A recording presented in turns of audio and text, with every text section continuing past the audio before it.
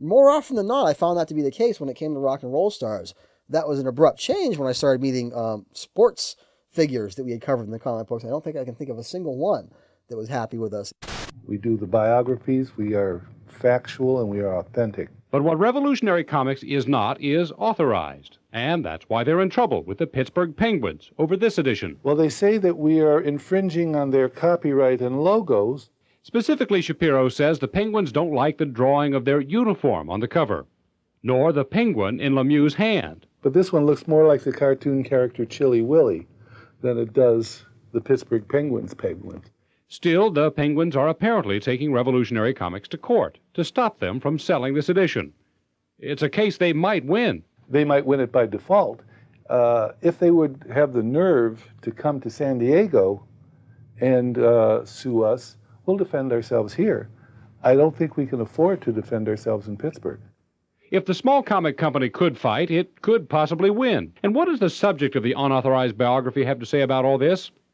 Well, no word from the great Mario Lemieux. He was busy on the ice tonight.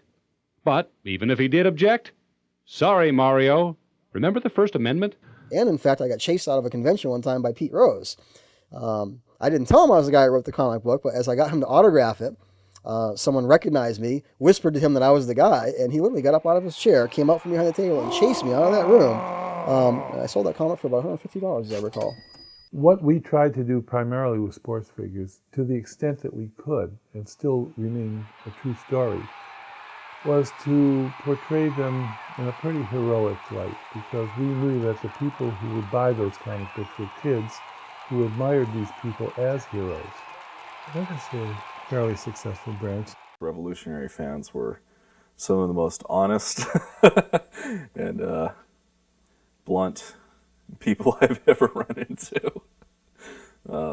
If a book sucked, they would tell us. If we totally got something wrong, they would tell us. And that was cool. That was okay because it made us work harder. The fact that there is such a thing as fans of rock and roll comics amazes me. I can see being a fan of a rock and roll star, someone who writes the music, performs the music, but we started getting fan letters. I mean, we were telling stories that already existed. I wasn't creating anything. I wasn't creating anything new. I was telling a story in a new way, maybe, with under Todd's guidance.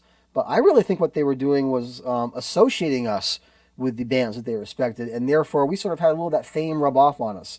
I saw that firsthand when we would hang out with Kiss. We worked with Kiss directly on some comic book projects, and they'd invite us to things like private parties and things like that, and people would treat us like they treated the band. And in fact, if we were behind the barricades and the audience was up front, and when we'd throw comic books out to the audience, they would rush the stage and cheer as if we were like rock and roll stars. And I realized at that moment, it's like they're confusing our fame with the fame that we're talking about, that we're writing about.